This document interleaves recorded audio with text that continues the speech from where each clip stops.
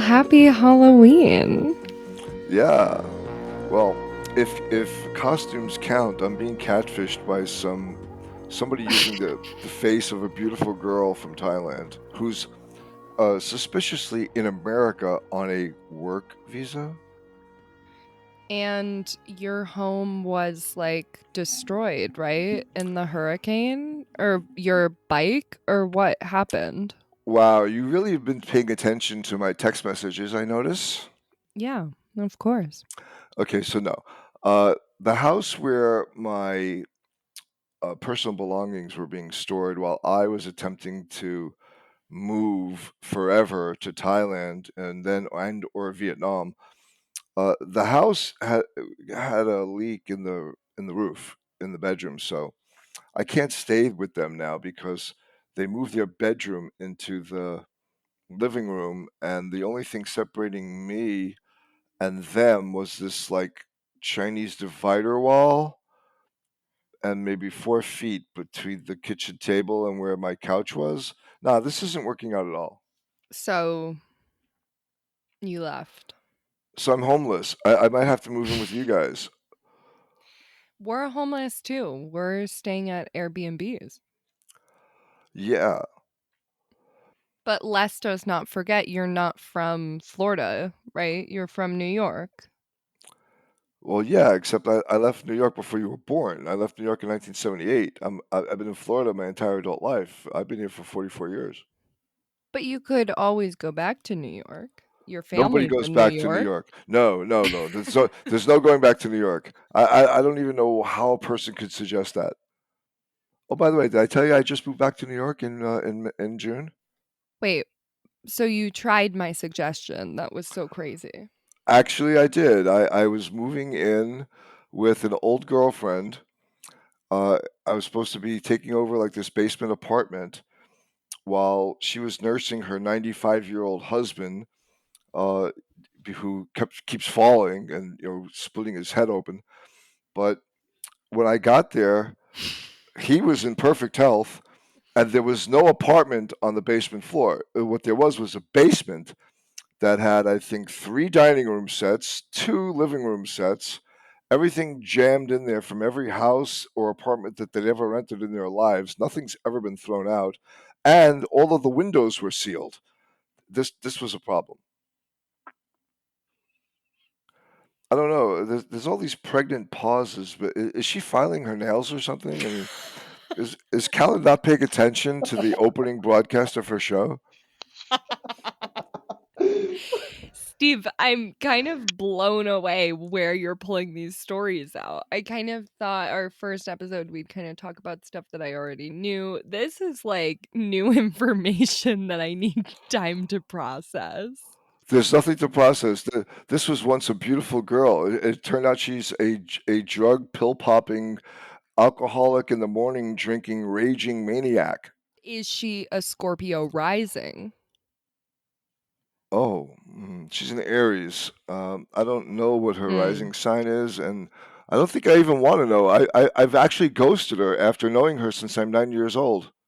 Yeah, and I don't want to deter Aries from the podcast, but I'm not an Aries fan. No Aries is going to listen to this podcast. Yeah, they don't believe in mysticism. I mean, they just believe in themselves, and they're very insecure about themselves. So Right.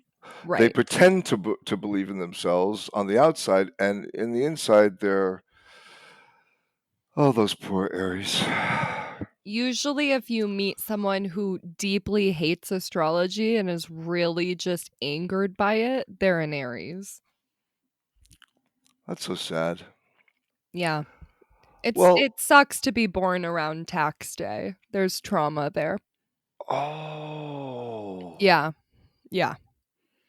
oh, Mhm. wow. Who would ever have thought of that? Let's go back to the day we met. So I thought that I was on the pool deck. Whether or not the birds and I were having a conversations between me and the birds, actually, but I was tapping into my MacBook Air, the stories of my life, And when you asked me what I was doing, I said, "Well, I'm writing a book." And you just looked at me and said, "Why would you write a book? Nobody's going to read a book." That is the biggest bullshit I've ever heard in my life. First of all, we meet you, your feet are in the pool, you're submerged in water, you're not on your MacBook Air, and you're definitely not writing a book. And secondly, I really love reading, and I think young people do read, and I hate that misconception that they don't. I think if you wrote What? I no, I'm serious. I think if you wrote a book, everyone would read it. So I think you're wrong on so many levels. That doesn't even sound like something I would ever say. You You looked me straight in the face and said, "No one's going to read your book. They're going to I download it." would never say that, Steve. It's very possible I was not typing into the MacBook Air at that moment. Yeah. Okay. I'm going with Sam and you on this one because you're Mhm. probably right. I Yes. probably saw you guys, hope you had some weed, and put the MacBook away and jumped in the pool real quick. I don't know. You guys were just laughing. I was like happy to see young people that spoke English. That's all I know. And I was happy to ask someone about, you know, the assassination of JFK, someone who was alive at the time. We talked about the assassination of JFK. Yeah, but I actually think you might have been too young for that, No, I was in my bed. I got off school that day. but you were little. I was 3. Hmm. Okay, so maybe I wasn't going to school. Maybe I was just allowed to sleep late as a 3-year-old that day. I remember I didn't have to get out of my bed. That's all I remember about the JFK assassination was that my mother let me stay in bed. All right. So one thing that you told me, Steve, about your childhood was a kind of traumatic story about your bike. And after you told me this story, you said, "We must put this on the podcast." Do you know what I'm talking about? I've had so many bike accidents, you'd have to be more specific. Oh, wait a second. Are you talking about the scooter accident I had just before I came to Thailand on the little scooter Yes. where I was like riding on a scooter made for like 4-year-olds down this hill, which can continue to look like Suicide Hill?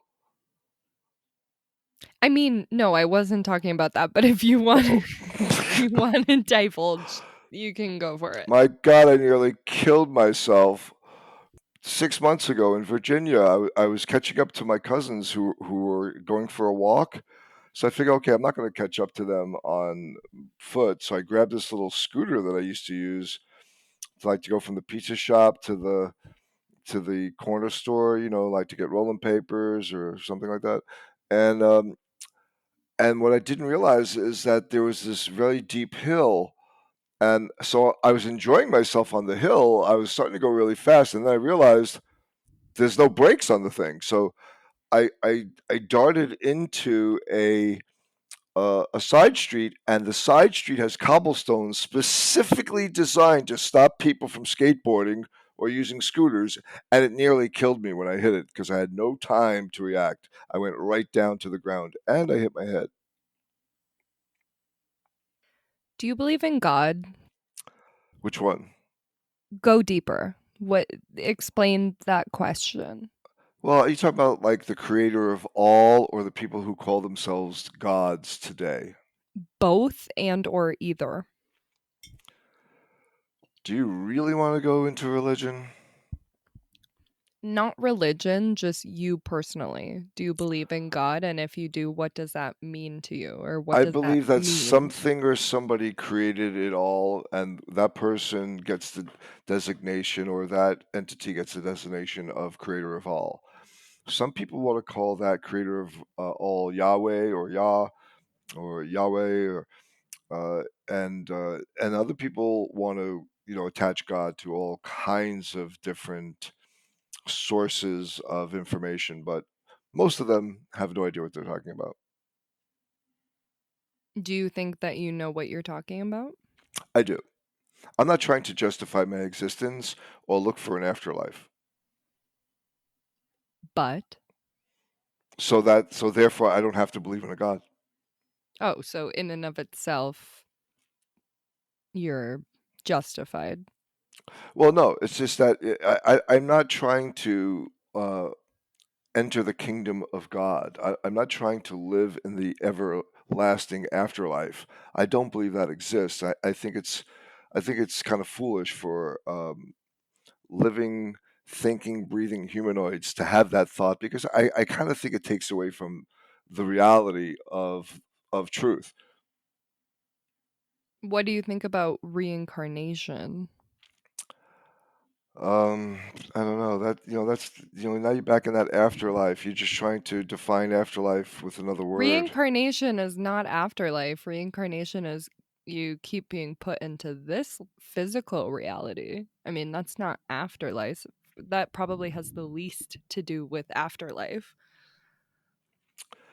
All right. Well, I mean, I mixed my blood with the blood of a woman, and we have two different children that are now carrying both our blood.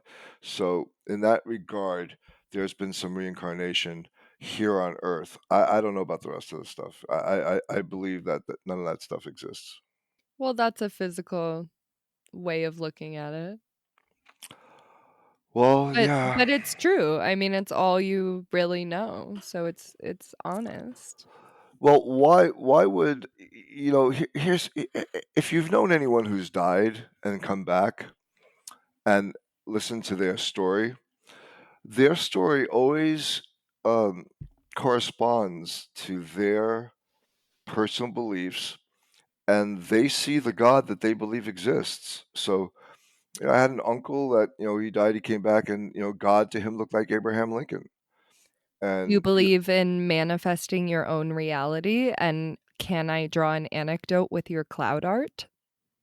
please do. This sounds Do interesting. you do you believe that you can manifest your own reality? And if you believe that God is Abraham Lincoln, do you think you can see Abraham Lincoln? Do you think you can manifest that reality for yourself? For example, Steve has this series of clouds that he sees in the sky that he kind of pick stitch collages with kind of figures from like Dr. Seuss and popular culture, and you like see very specific configurations of like Cat in the Hat or Princess Diana, and you like make it what you see. Do you think that you're like in some way manifesting your own beliefs?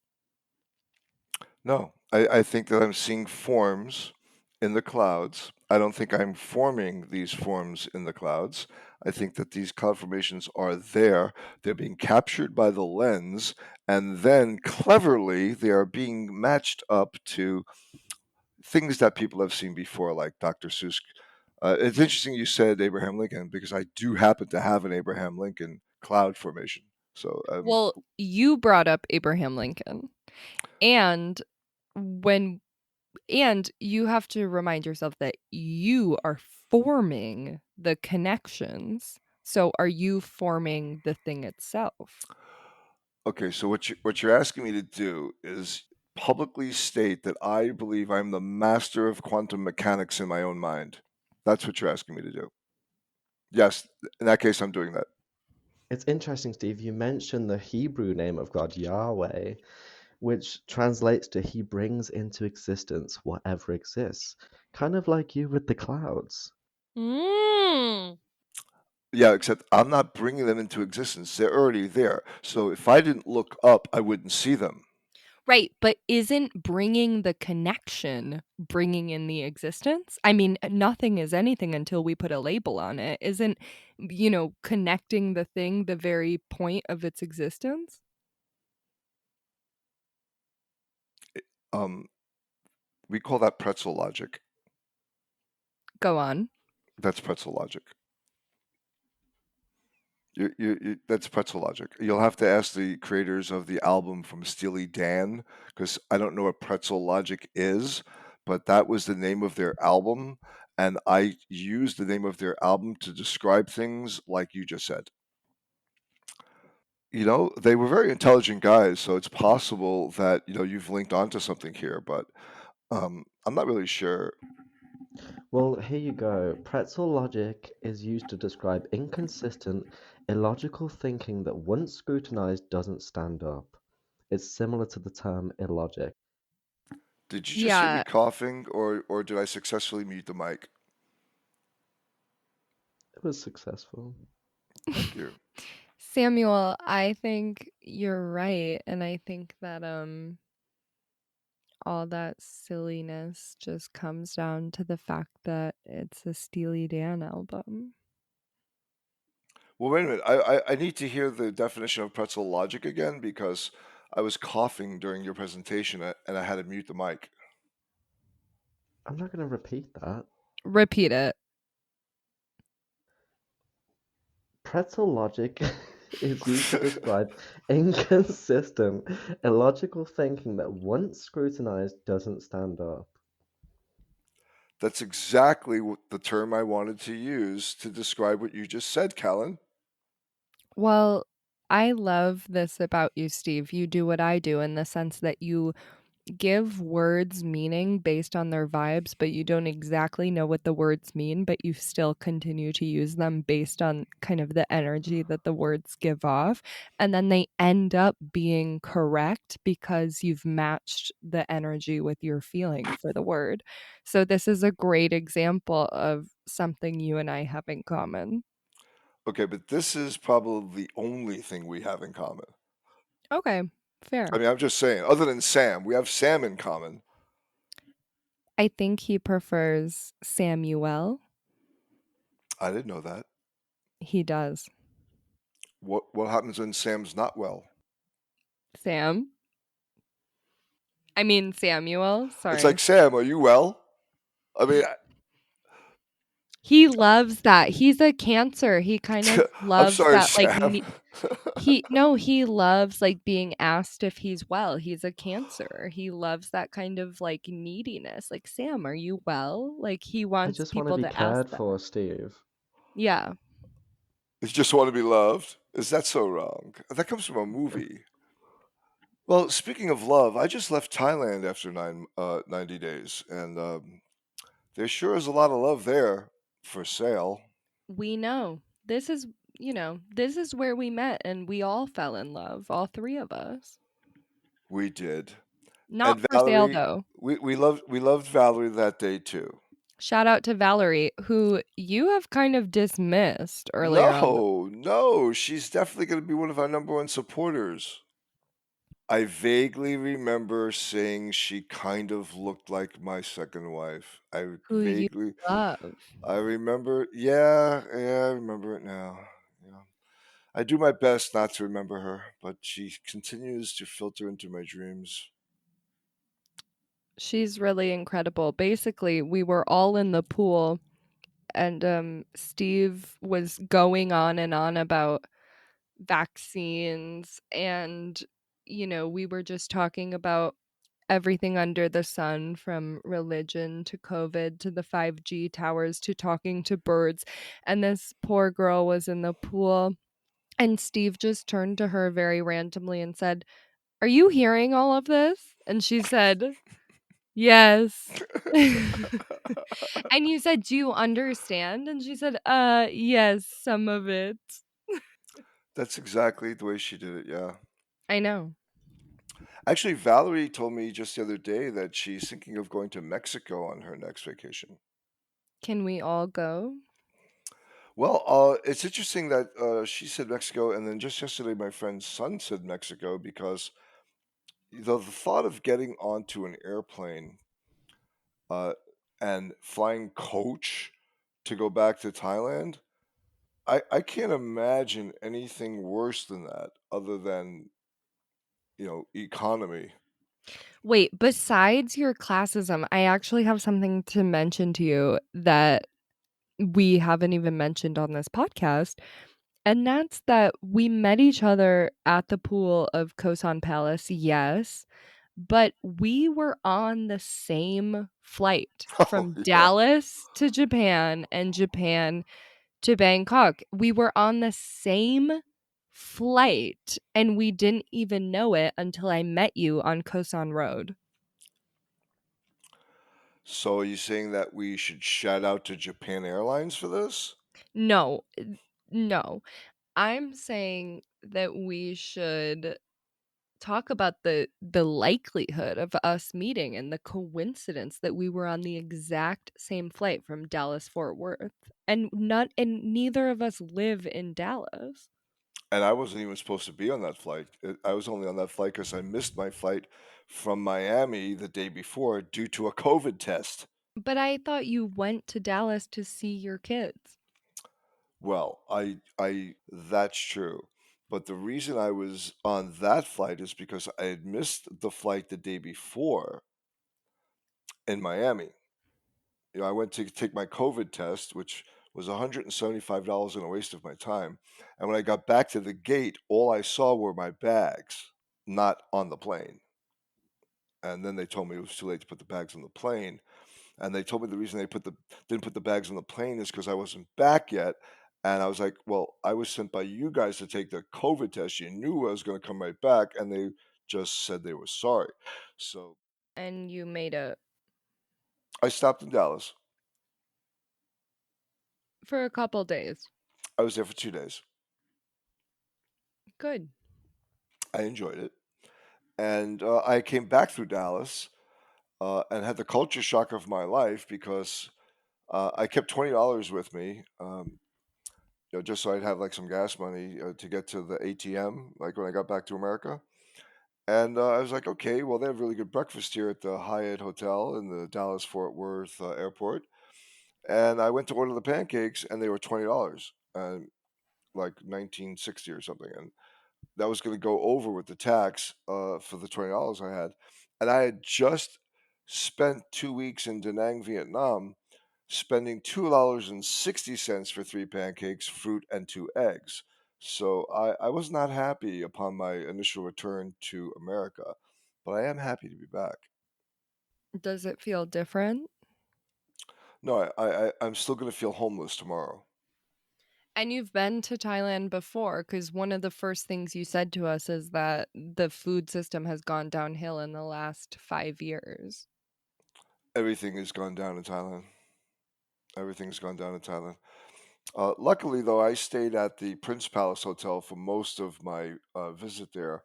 It's got 1,200 rooms, and at any given time, it's got 2,000 or more guests on the property.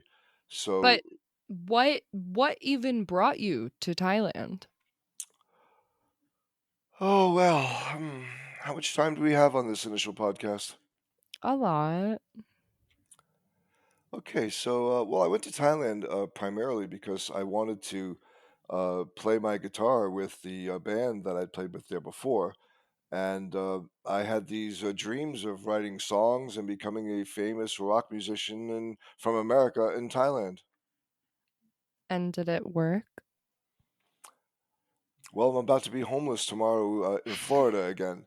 So you tell me. You tell me if it worked. um, but you had some nice affairs while you were there. Lovers. Are you talking about Thailand? Yeah. No, nah. There was none of that. There was none of that. Although there was one Thai girl that came over and spent the night with me, but my God, it's like thank God I left the next day because I could see I was never going to get rid of her. Did you pay for her? No, That's important to clarify. People will assume. no. If I would have paid for her, she would have been 20 years younger, much prettier, good in bed, and would have left right away. Just a small anecdote. When I first became friends with Steve, he had me go up and approach a woman and say to her, um, that Steve finds her attractive. And then that was my test. And then I did that and he said, "Whoa, I was just seeing if you really would." That's true. And you passed. But I don't understand what you were doing before Thailand.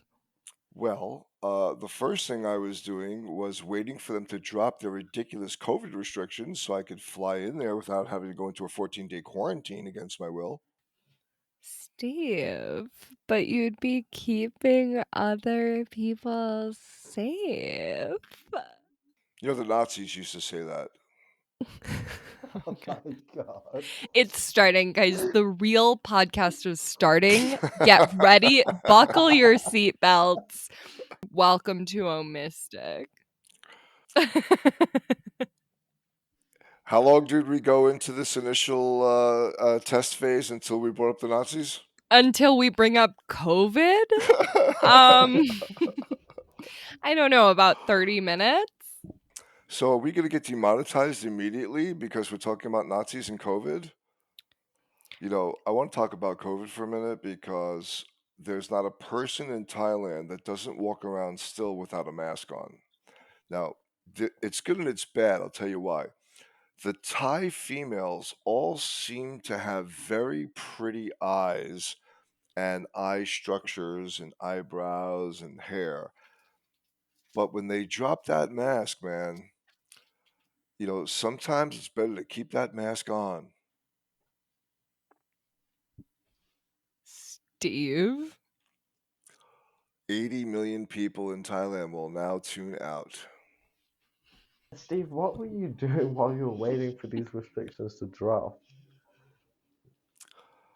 Oh, well, would you want to hear about how I moved back to New York? Something I swore I would never do in my entire life, to be with a girl that has loved me since I'm 9 years old, and I've loved her since I was 16.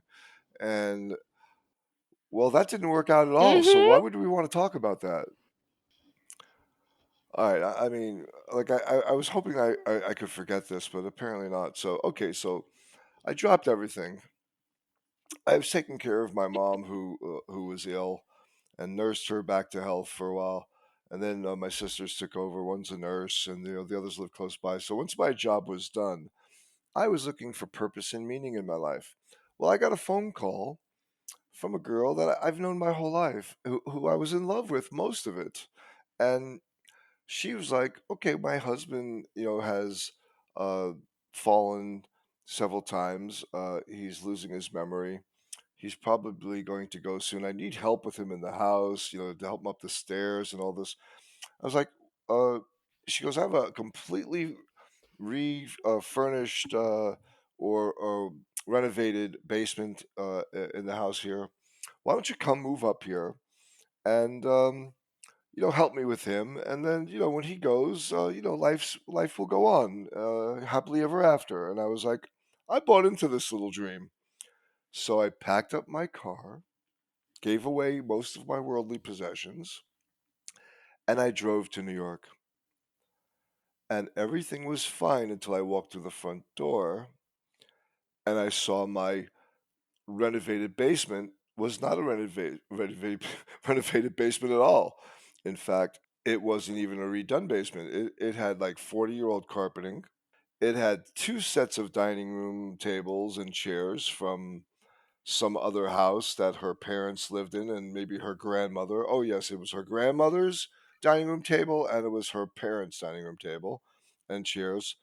And there was a refrigerator. Oh, by the way, there's no bedroom.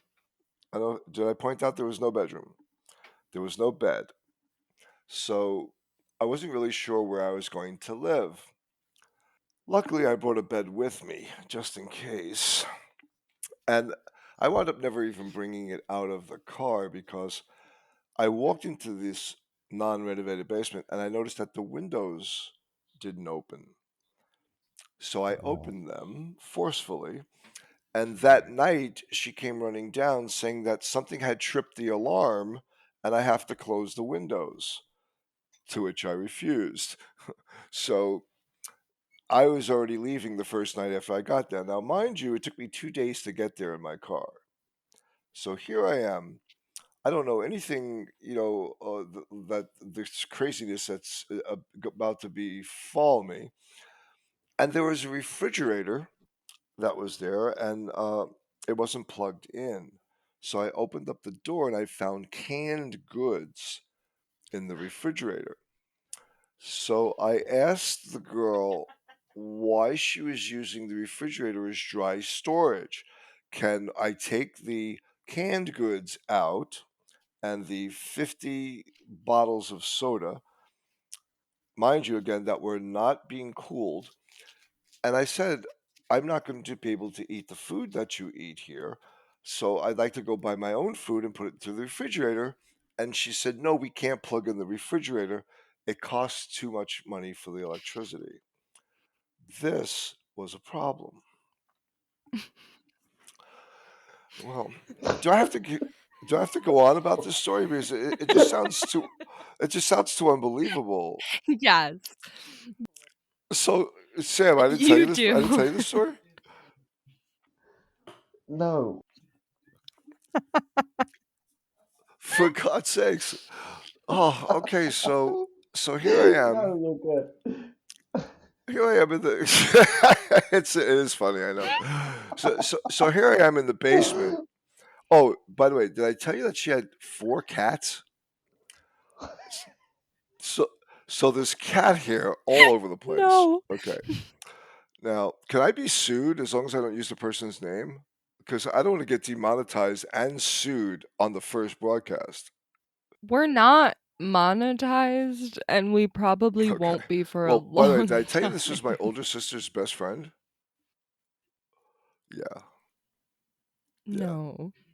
This was one of those situations where I had 3 older sisters, so that meant at one point I had 3 teenage sisters, and they had teenage girlfriends. So they used to come into the house a lot. And then I had a parade of older girls to choose from.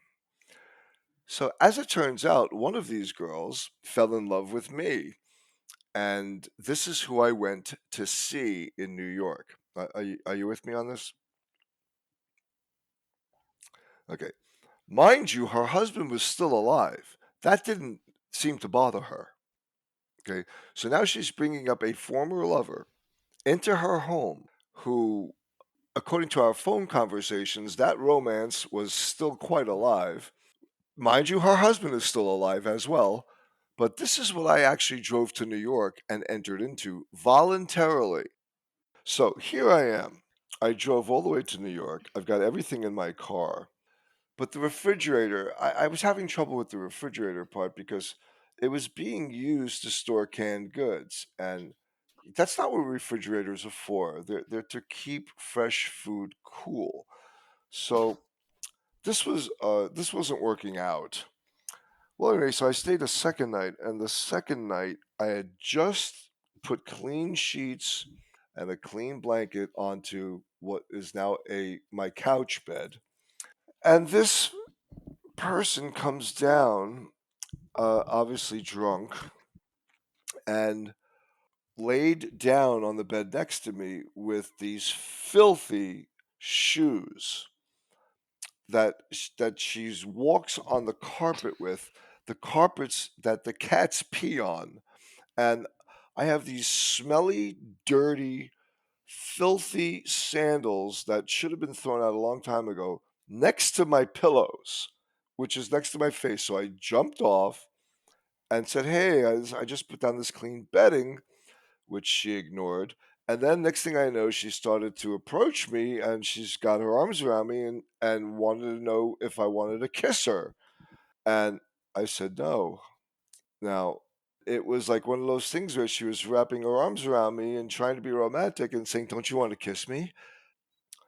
So it was all downhill from there. Do you wanna explain why you stayed so long in Well, Asia? other than the fact I was hoping to meet a rich, beautiful Asian woman, no.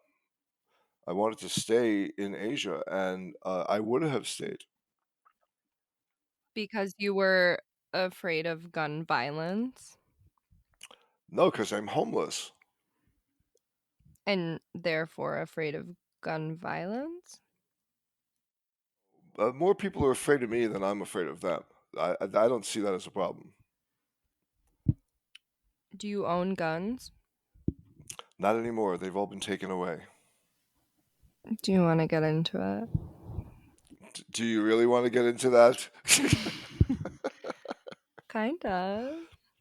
Well, you know, let me give you an example. Just an overall picture, and I'm sure we all know people like this that they'll abuse a person to the extent where that other person is such a wonderful person, like probably like a Pisces or a Cancer, Sorry, what? but like a Pisces or a Cancer, people like Sam and I, we would, for the sake of love, endure almost anything. However, there comes a time where that one person can no longer take whatever is being handed down by the narcissistic abuser. And when that person decides that they've had enough, the narcissistic abuser becomes terribly afraid. And they call the cops, they report that you have guns, all kinds of things happen, and next thing you know, you're homeless and gunless. What kind of sign do you associate? What kind of zodiac sign do you associate with the archetype of the narcissistic abuser, if any? Well, I would say Leo at first, but I think you're a Leo, so I don't want to do that. I'm not a Leo. Okay, well then Leos are at the top of the list because that's just the last one that I had the problem with, and Aries is definitely a problem. So Capricorns can be a problem if you can get that close to them, but you kind of can't because they're all about themselves. So a person has to know this going in and be willing to kind of put up with the Capricorn. I'm not. And your sign is? Well, as you know, I'm a Pisces with Scorpio rising and the Leo moon sign, so I am, of course, perfect. Mm-hmm. Do you remember my sign, Steve? You're a Scorpio, aren't you? No. Well, that only leaves 8 more to guess. We'll disclose later. I know you're not a Scorpio. Steve, what do you think makes you different than other people your age? Well, I don't look in the mirror a lot, so I don't really know what age I am. Okay, well, if I were to say that you were an old person, Well, I'm collecting Social Security. That makes me an old person. what about Medicare? I don't qualify for Medicare. I think you have to be 65 for that one. Did you hear me coughing just now, or did I successfully mute the mic? Do you have COVID? No, but I will tell you that after spending 10 weeks in Thailand, I flew to Vietnam. And in Thailand, everyone's wearing masks and everyone is vaccinated. So nobody is sick. But when I flew to Vietnam and I walked into a coffee shop, I noticed that nobody wears masks and everyone's coughing, they're spitting, they're sneezing. And I was like, okay, this is not good. And the girl that was serving me the coffee, she was kind of sneezing and sniveling and had this dry cough. And I said to myself, I'm going to get sick if I stay in this coffee shop. Realizing I had already been exposed, but I didn't go back for 2, 3 days, but the symptoms developed, and I wound up with a strep throat immediately upon arriving in Vietnam. So, no COVID. Not that I'm aware of. I mean, I've never had any of the symptoms, so I'm going to have to say no. Have you ever seen World War Z? I have not. What's it about? Brad Pitt and the zombie apocalypse. Well, there's some zombie apocalypse shit happening right now in various parts of the world. We're just not aware of it yet because it hasn't affected us yet. But like there's some things going on in Ukraine right now that I'm sure are pretty apocalyptic. In what sense? Well, about 80% of the surrounding area of the capital city, Kiev, has no electricity or fresh water. So they now have no electricity and they're getting their water from wells. That's like summer camp in 2010. Is that where you went? Did you go to a summer camp where there was no electricity and you had to drink your water out of a well? Well, there was electricity, but I drank the water out of the well, and if you go to Michigan State University, every student there is drinking well water. Yeah, let's not talk about Michigan. I don't really have good things to think about there. Isn't that one of the states that cheated to get Joe Biden to office? I think it's one of the states that's gonna be the saving grace from climate change. It's probably the best place to move, has the most fresh water definitely in the country, maybe in the world. I mean, it's an extremely naturally, beautifully rich place to live. Um, and yeah, I think they did fairly elect Joe Biden. Wow, I can't believe I have a podcast partner that believes that Joe Biden was elected fairly. Well, they voted Obama twice and then they voted for Trump once. And I met a lot of people who said, yeah, I voted for Trump, but he didn't do shit. And now I'll vote for anybody but him. So is it that far off to believe that Michigan voted for Obama twice, voted for Trump on hope and change on a chance, and then, went back to their baby boy Biden? It's very conceivable to believe that the same software that they used to cheat to bring in Biden, they also used to bring in Obama for the second term. It had nothing to do with Hillary Clinton being a criminal and the most hated woman on the planet. Well, hated woman. I'm assuming she's a woman. Yeah, I think she was hated because she was like a little bit annoying when she was on the campaign trail and she was a woman, so people just despised her. I don't think they despised her because she was a woman. I think they despised her because she was that woman. I think there is no other despised woman than like Democratic has-beens, that 60-year-old men or men in your age group. I'm not assuming your age, but men in your age group truly hate, like Nancy Pelosi or Hillary Clinton. Like these kind of old woman Democrats are just targets because they're kind of like the worst of both worlds. Like, you don't think they're attractive, you don't like their political parties. So, people tend to attack these kind of like has been Democrats. Yeah, it had nothing to do with her wanting to kill Gaddafi, who I admired. It had nothing to do with the two teenage boys that were killed and put on the train tracks because they saw Roger Clinton unloading cocaine on a private airstrip. It had nothing to do with the death of Kate Spade or Anthony Bourdain, also caught up with the Clintons in Haiti. No, it has nothing to do with these things. Or did I mention Benghazi? Well, doesn't everyone mention Benghazi? But I didn't know you were an Anthony Bourdain fan. I didn't even know who Anthony Bourdain was until after he was murdered. Do you think Jeffrey Epstein was murdered? Yes. So we agree on that one. Yeah. People like that don't kill themselves. He was convinced he was going to get off again. That's pretty mainstream, though. I think most people believe he was murdered. People like that don't kill themselves. Why? Well, first of all, told his lawyer he'd see him tomorrow. So there's for one. No, Jeffrey Epstein was way too smug. He thought he was way too important. He was important for a long time. And I think it was Bob Marcus that probably ordered his death. I don't know if I got that name right, but I think it's the founder of Neiman Marcus, but I could be wrong. I might have my wrong commercial clothing conglomerates confused. I think the biggest disconnect between you and I is that a lot of the things that you reference, like pop culture moments or political moments, happened before I was alive. Yeah.